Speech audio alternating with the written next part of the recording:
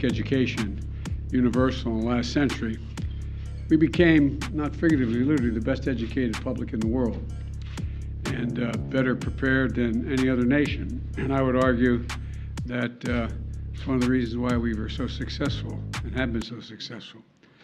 But as you've all observed, other nations have caught up. In the 21st century, in my view, I think the vast majority of the Americans, 12 years of universal education is not enough. And that we're going to be outcompeted by the rest of the world if we don't take action. But here's the deal. The cost of education beyond high school has gone up significantly. The total cost to attend a public four-year university has tripled, nearly tripled in 40 years. Tripled. Instead of properly funding public colleges, many states have cut back their support. We were just talking about that in the Oval. Many states have cut back support for their state universities, leaving students to pick up more of the tab. And for 50 years, Pell Grants had been a key way for the federal government to help lower-income families, particularly those earning less than $60,000 a year, to send their kids to college. Those Pell Grants used to cover 80% of the cost of going to a public four-year college. Today, Pell Grants cover roughly 32%. That's 1/3 of the cost as opposed to before. It matters. I remember walking up, my dad, like probably a lot of your folks, cared a lot about your education. My dad's greatest regret was that he never got to go to college. And my dad was a very well-read man, particularly history, but it was a great regret. And you always say, "Joey, you're going to be a college man." And I'd say, "Dad, but what does that matter? I mean, you can still get fired if you're a college man." He said, "Yeah, but they can never take it away from you. They can never take your education away." And I remember my senior year, I got into one of the little Ivies, and I got into a number of schools, and we're trying to get the money, even with financial assistance, to be able to go there. We had 4 kids, all of us wanting to go to school.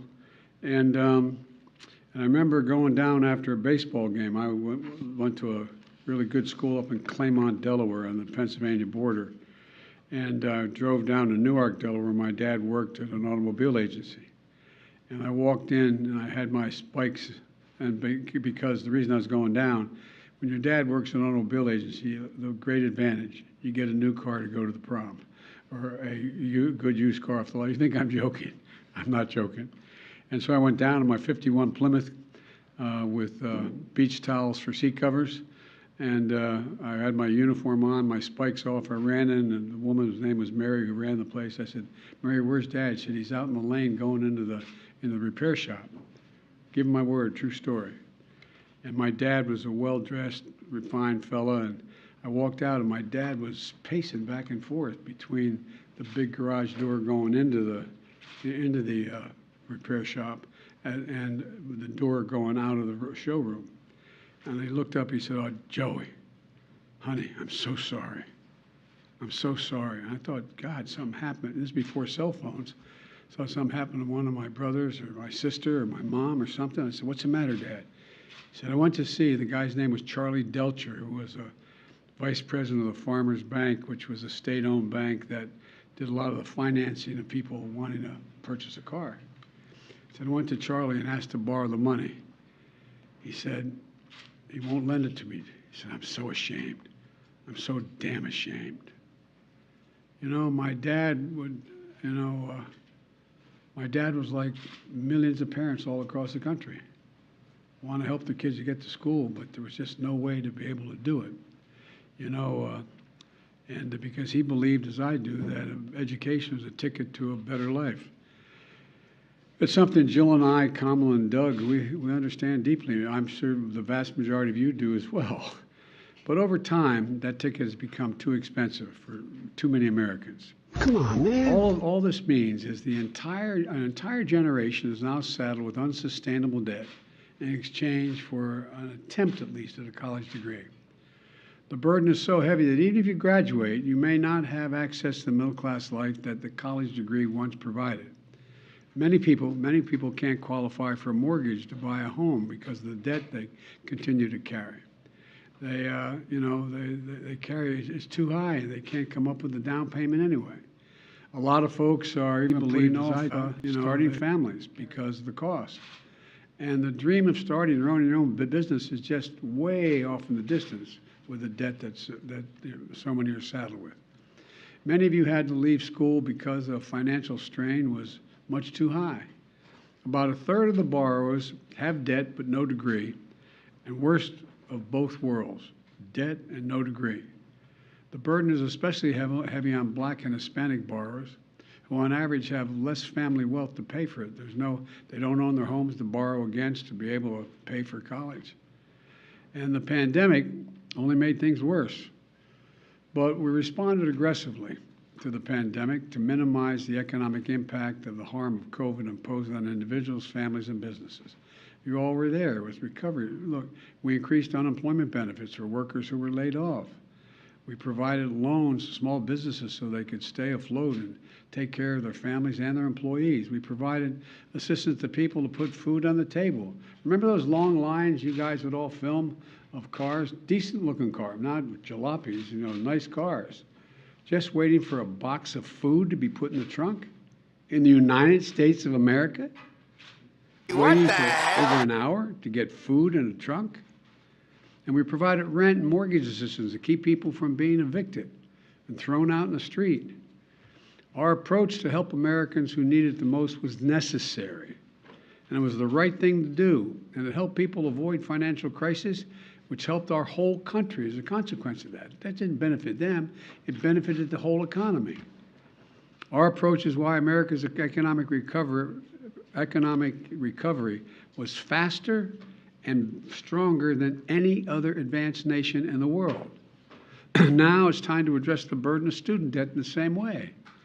Working closely with the Secretary of Education, he's got the hard job, Secretary Cardona. Here's what my administration is going to do to provide more breathing room for people so they have less burdened by student debt.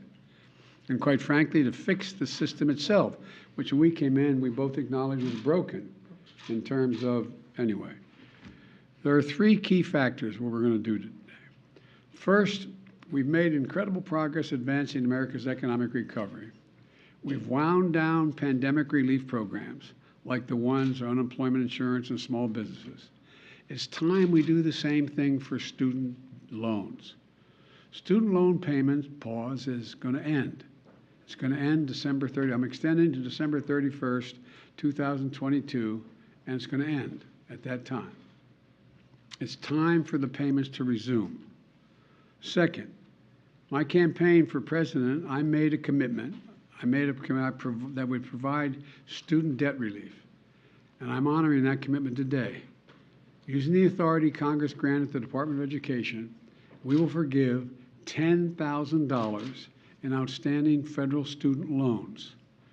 In addition, students who come from low-income families, which allowed them to qualify to receive a Pell Grant, will have their debt reduced $20,000. Both of these targeted actions are for families who need it the most. Working and middle-class people hit especially hard during the pandemic, making under $125,000 a year. If you make more than that, you don't qualify. No high-income individual or high-income household on top of the 5%, in the top 5% of incomes, by the way, will benefit from this action, period. In fact, about 90% of the eligible beneficiaries make under $75,000 as family. Here's what that means. If you make under $125,000, you get $10,000 knocked off your student debt. If you make under $125,000 a year and you received a Pell Grant, you'll get an additional $10,000 knocked off that total, for a total of $20,000 relief. 95% of the borrowers can benefit from these actions. That's 43 million people. Of the 43 million, over 60% are Pell Grant recipients. That's 27 million people who will get $20,000 in debt relief. Nearly 45% can have their student debt fully canceled. That's 20 million people who can start getting on with their lives. All this means people can finally crawl out from under that mountain of debt, to get on top of their rent and their utilities, to finally think about buying a home or starting a family or starting a business. And by the way, when this happens, the whole economy is better off. In the coming weeks, the Department of Education will lay out in detail a short and simple form to apply for this relief, along with information when this application process opens. By resuming student loan payments at the same time as we provide targeted relief, we're taking an economically responsible course. As a consequence, about $50 billion a year will start coming back into the Treasury because of resumption of debt. Independent experts agree that these actions taken together will provide real benefits for families without meaningful effect on inflation. Let's be clear. I hear it all the time. How do we pay for it? We pay for it by what we've done. Last year, we cut the deficit by more than $350 billion. This year, we're on track to cut it by more than $1.7 trillion by the end of this fiscal year, the single largest deficit reduction in a single year in the history of America. And the Inflation Reduction Act is going to cut it by another $300 billion over the next decade because Medicare will be paying less for prescription drugs, and over $1 trillion if you add it out for the next 2 decades. The point is this: there is plenty of deficit reduction to pay for the programs, cumulative deficit reduction to pay for the programs many times over. I will never apologize for helping Americans, working Americans and middle class, especially not to the same folks who voted for a $2 trillion tax cut that mainly benefited the wealthiest Americans and the biggest corporations, that slowed the economy, didn't do a hell of a lot for economic growth, and wasn't paid for, and racked up this enormous deficit. Just as we've never apologized when the federal government forgave almost every single cent of over $700 billion in loans to hundreds of thousands of small businesses across America during the pandemic. No one complained that those loans caused inflation. A lot of these folks in small businesses are working in middle-class families. They needed help. It was the right thing to do. So the outrage over helping working people with student loans, I think, is just simply wrong, dead wrong. Third thing, we're fixing the student loan program system itself. We've talked about this at length. This is really important. We're proposing to make what's called an income-driven repayment plan simple and fair. And here's how. No one with an undergraduate loan today or in the future, whether for community college or a four-year college, will have to pay more than 5% of their discretionary income to repay their loan. That's income after you pay the necessities like housing, food, and the like. You currently pay 10%. We're cutting that in half to 5%. And after you pay your loan for 20 years, your obligation will be fulfilled if it hadn't already been fulfilled, meaning you won't have to pay any more, period. And borrowers whose original balance was less than $12,000, many of whom are community college students, will be done paying just after 10 years. These changes will save more than $1,000 a year on average for the borrower. It's a game changer. We're also fixing what's called, and this has been the bane of driving me crazy when I was out of office, the Public Service Loan Forgiveness Program. Now, this program forgives student loans to encourage those students who have those loans if they go into public service. Think of the millions who are public school teachers, local police officers, workers at local charities, members of the military and the National Guard, and so many more. Think of the folks who work for federal, state, local, tribal governments, keeping essential services going, responding to natural disaster, all those firefighters and cops. The program is designed so that if you serve in one of these jobs, and we'll be able to list those and you'll be able to accurately assess whether you do, and make your loan payments for 10 years, even if it's not consecutive years, your remaining balance will be completely forgiven. It's a great idea, but the program's a mess. It's so inefficient and complicated, too many people just give up. Think if a service member defers their student loan payment while they're deployed. The system is so restrictive that their active duty service didn't count as public service, and the loan isn't forgiven as promised. It's outrageous. This is the longest I've heard him speak in one sitting. The Department of Education has recently He's going to need another 3-week vacation after this. and over the long term, much better. And now the department issues emergency temporary changes to retroactively credit public service so it counts and loans are forgiven. Since I've been in office, more than 175,000 teachers, nurses, police officers have been able to get over $10 billion in loan forgiveness so far through this program.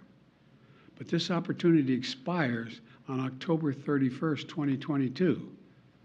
So my message to all servants, all public servants, all those who are the ones that are volunteering, is out with student debt to go. Here's what you want, if you're worried about how to do it. Really struggling to read there. .gov before October 31st to see if you qualify for public service. That's right, lean into it. This is another game changer. And we're going to have people who are there to help get you, help direct you and work you through the process. They're about to escort his ass off the stage. We're holding colleges accountable for jacking up costs without delivering value to students. We've all heard of those schools luring students with a promise of big paychecks when they graduate, only to watch these students be ripped off and left with mountains of debt. And my predecessors looked the other way, for some reason, with good reason, to do anything about this fraud. My administration is taking it on. For example, the Department of Education works with private education associations to accredit colleges and universities so they can receive federal aid. Well, last week, the Department of Education fired a college accreditor that allowed colleges like ITT and Corinthian to defraud borrowers. And combined with our emergency actions, the Public Service Forgiveness Program and other actions we've taken, we've been able to cancel more than $32 billion in student debt for 1.6 million borrowers, including those defrauded by these bad acting schools. Our goal is to shine a light on the worst actors so students can avoid these debt traps. Now, I understand not everything I'm announcing today is going to make everybody happy. Something is too much. I find it interesting how some of my Republican friends who voted for those tax cuts and others think that we shouldn't be helping these folks. Something is too little, but I believe my plan is responsible and fair. It focuses the benefit on middle class and working families. It helps both current and future borrowers, and will fix a badly broken system. And these actions build on my administration's effort to make college more affordable in the first place. It includes unprecedented investments, nearly $6 billion in historic black colleges and universities, much of which is focused on pandemic relief to help students cover tuition and other costs so they could stay in school. And I must be honest with you, I'm going to continue to fight for doubling the Pell Grants. I didn't get that done this time. Let me say it again. 12 years of universal education is not enough. I'm going to continue to work for universal pre-K for every 3- and 4-year-old, and universal community college for education beyond high school. Did they got to take the jab to go? I ran for office to grow the economy from the bottom up and the middle out. Because when we do that, everybody does better. Everybody does well. The wealthy do very well, the poor have a way up, and the middle class can have breathing room. And that's going to help America win the economic competition of the 21st century, because much of my time is spent, how do we remain the most competitive nation in the world with the strongest economy in the world, with the greatest opportunities in the world? That's what today's announcement is about. It's about opportunity. It's about giving people a fair shot. It's about the one word America can be defined by: possibilities. It's all about providing possibilities. We're going to have a lot more to say about this. There's a lot of material that's going to be put out as to how this is being implemented. And I want to thank you all, and God bless you all. Thank you, thank you, thank you. Mr. President, how much advance notice did you have of the FBI's plan to search Mar-a-Lago? I didn't have any advance notice. None. Zero. Not one single bit.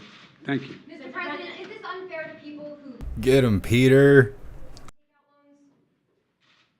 Is it fair to people who, in fact, do not own multi-billion-dollar businesses to see why these guys get low tax rates? Is that fair? What do you think? What about people who paid their loans, though, struggled to pay their loans, and now... Yeah, walk away from the microphone and then start answering questions. Good Lord. It was nice while he was gone. Well, what is up, hooligans?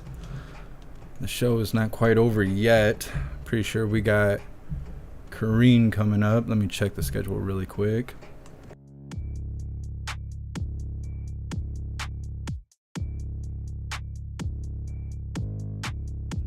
Alright, so the press briefing with Kareen is supposed to start 8 minutes ago, so I'm going to get that switched up, and then we can talk about where the hell I've been for the last week.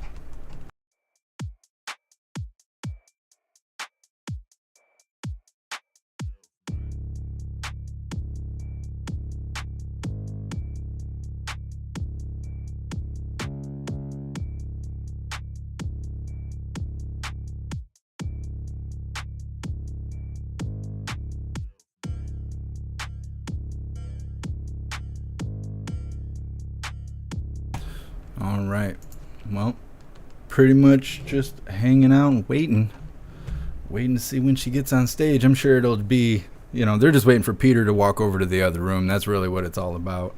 That's really what we're waiting for as well. So, funny story, we showed a Trump rally 2 weeks ago, I think it was. I believe it was a Saturday. And of course, after the video was over, after the live had ended, I had to go through and remove it because of YouTube's shenanigans. Well, last Friday, I think it was, they gave me a strike for that video, and all of the information attached to the strike, all it would say was deleted by content creator. So they gave me a strike for a video that didn't exist on the platform anymore because I had removed it, and they waited a week to do that. So because of that, and I fought with customer service, and we went through the emails, and this was a conversation that went on for a week, and I did not win in the end. It basically came down to the system had given me a strike, and what's done is done. Customer service basically said that because the video was deleted, I was not given the opportunity to appeal. They didn't have the option to appeal as customer service employees. And because the computer made a decision, we all have to live with it. And so now that that's how things are going here on the CommieTube platform, I cannot show Trump on here anymore. I was pushing it. I told you guys I was pushing it, and it caught up to me. So that's where I've been for the last week. And I mean, it's not like, there was much missed. There was no White House briefings. There was not really any action or anything going on. If there was, I would have went live on Twitch, Facebook, Odyssey, and Rumble because we're still up on those platforms. I rarely ever get any trouble off those platforms. But that's why I was not around here on YouTube. And I also can't make community posts and stuff. So what's funny is you guys would catch one of the old lives, like the last press briefing, and you'd comment underneath like, hey, where you at, Jeff Mack? I ain't seen you in a couple days. And then I can reply to the comment, but that's all the engagement I can do. I can't make community board posts or videos or anything. I can't communicate with you guys. So I'd one by one reach out to you and reply and be like, hey, I'm still here. I'm just being censored right now for the next 7 days. So it is what it is.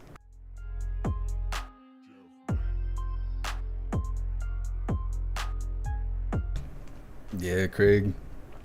Oh, CommieTube. It's a good reason for you guys to, grab that Linktree link, go over to Odyssey and make an account. Odyssey is the real free speech platform. They're awesome over there on Odyssey. So everybody here on YouTube, you should definitely go make an Odyssey account. Thanks so much, Viking Vat, for continuing the membership program for 3 months. You're officially a hooligan. I appreciate you. Tom 2, government censorship. It absolutely is, because they get all this information from the White House and all of that stuff. They're the ones that decide what is and what is not factual, and then they lay down the law and censor us and stuff on here, and they try to say that it's still a private entity, it's a private business, like YouTube is privately owned. Well, then how come they're taking orders from the White House? It's an extension of the government. They're absolutely censoring us. So it's a bunch of nonsense. Troy, you damn hooligan. I know. I tried to play it all. I was like, this doesn't feel like a safe space for me anymore. They didn't care. I was like, but my skin color? They were like, nope. I was like, but what if I have a wiener? They were like, nope. They didn't care. They were like, you're taking this strike this time. You can only win so many of those back and forths, I guess. You got to lose sometimes. Happy freedom, no mandates. Thanks for being here. Adriana, I was hoping you were just on vacation. I mean, I was on an involuntary vacation, but you know, was what it was. But like I said, we didn't miss much. I would have felt more strong about it if there was like a bunch of stuff happening. If there was protests, rallies, stuff going on, I would have felt a little bit more strong about it, but it is what it is. Sam, show us the shirt you got on. What do I have on? Oh yeah, I'm an American and I do not comply. If anybody would like one of these t-shirts, definitely go check out the website. Not the merch store, but the actual website. I think it's listed as like hats and flags or something on the link tree. Oh yeah, Sam, you got the shirt too, don't you? Oh, you got the Bars and Stars Hooligan H. I remember now. Thank you so much, Paul, for the $2 donation. I appreciate you. Thank you. Still wearing my Jeff Mack hoodie while out in the car. Yeah, I actually was just hanging out with WMM, and he's been wearing his Hooligan zip-up hoodie and stuff, breaking out all the hoodies. I actually need to pick me up a hoodie of the new Bars and Stars that I did for the 4th of July, the black and white one. I have to pick up some of that.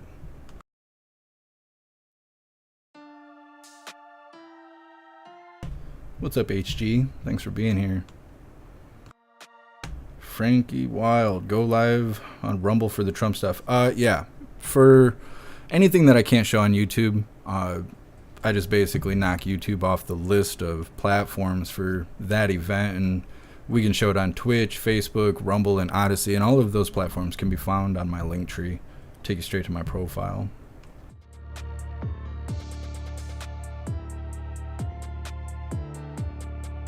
What's up, cue the music? What's up, Michael? Thanks for being here. Stormwood. No, I can't show Trump at all on YouTube.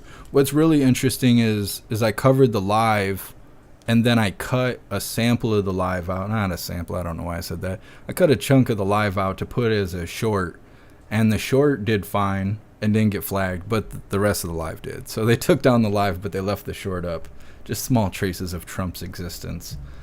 Otherwise, they'll just take you down for it. What's up, Half Century? Thanks for being here.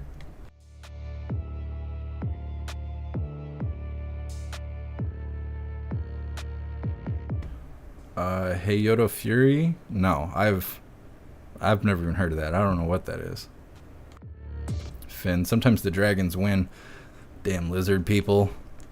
The email was interesting. I think I posted it everywhere but YouTube with the information, because while I was talking to customer service, we were going back and forth, and it got to the point where they were kind of on my side. They were like, yeah, well, that doesn't really make sense. We'll have to look into this. And then I just got that email, and yeah, they were like, well, the system said, so we have to just eat shit.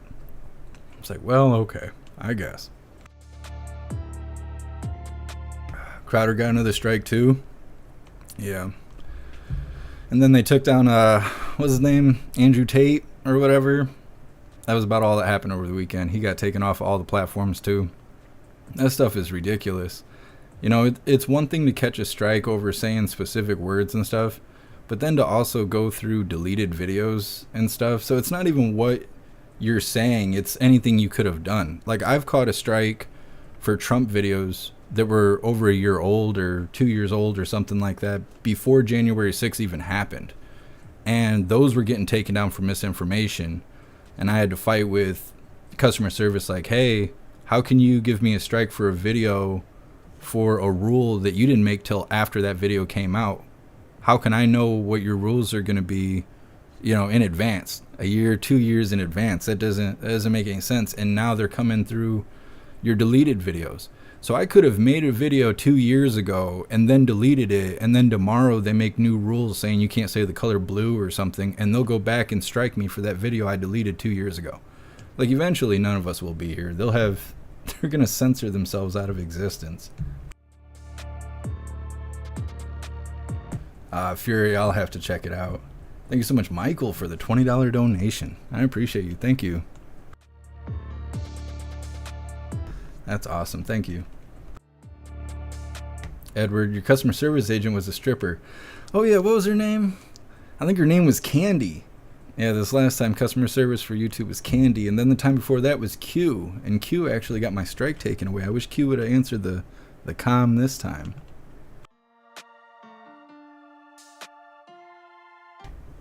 Alan, and people think we live in a free country. Yeah, that's how they're getting us. And I think the lack of people realizing it is pretty amazing, because if you were just in the street, in line, at a grocery store, whatever, out there living your life, and somebody told you what you had to do, what you could say, where you were allowed to go, you would think that was crazy. You would be like, that's absurd. I'm not listening to none of your nonsense. I have rights, blah blah. But now we all exist here digitally. It's the new free world as we think. So we all sit in our house and stare at our phones and stuff.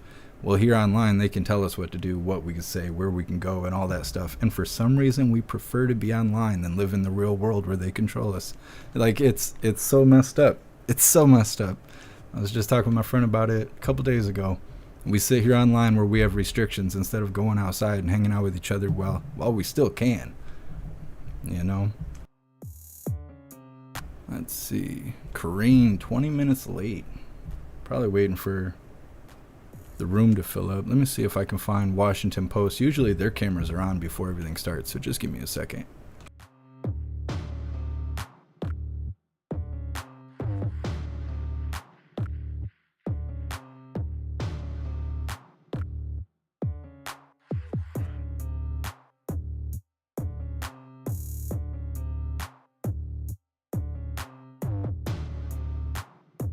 So I'm in.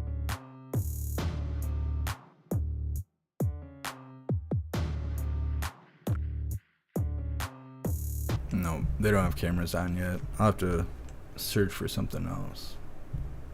Actually, just give me a second. I'm gonna have to cut this AC on. I'm sitting here sweating to death. Just give me a moment.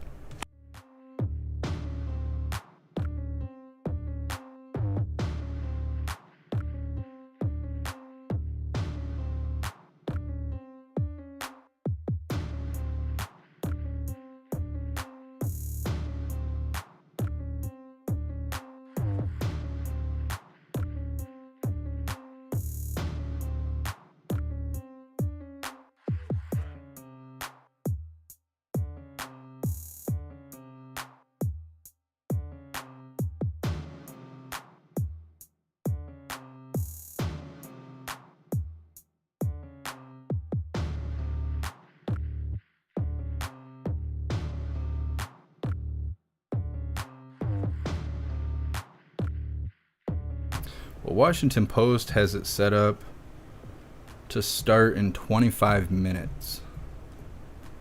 So I don't know if they reset the schedule.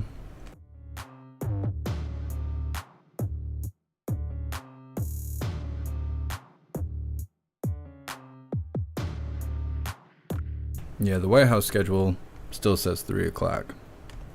Well, what we can do is we can do the Pledge of Allegiance. We obviously have enough time for that. While I'm getting that set up, please find the Linktree link in the description. Follow me on everything. Follow me on all the social media. It's like in the situation I got a strike. I couldn't even say anything to, half of you that don't follow me either in Gilded or you're not a part of my social media chain. you'd be notified. You can't just stick to me only on YouTube. You got to follow me everywhere, so you can stay up to date with what's going on, especially with YouTube's censorship. So definitely find the Linktree link and follow me on everything. Let's get ready for the Pledge of Allegiance. And yep, I get notifications with your name all the time. I appreciate you following me on True Social.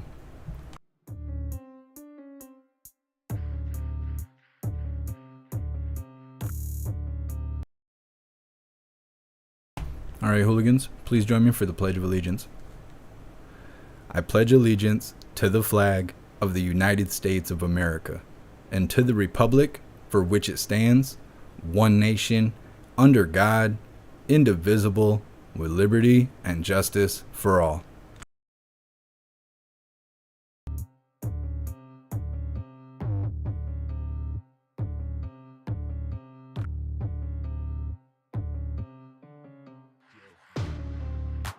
All right, so this is what I'm thinking.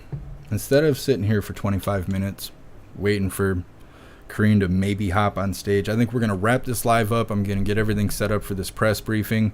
And whenever they decide to come to work, we'll be ready to go. All I had to really talk about was the Trump thing and the strike and all that, and we got through it. So we're going to wrap this up right now. I'll see you guys 20 minutes or so whenever the press briefing starts, or at least I hope to see you guys there. Until then, stand tall, shine bright, and that's a wrap.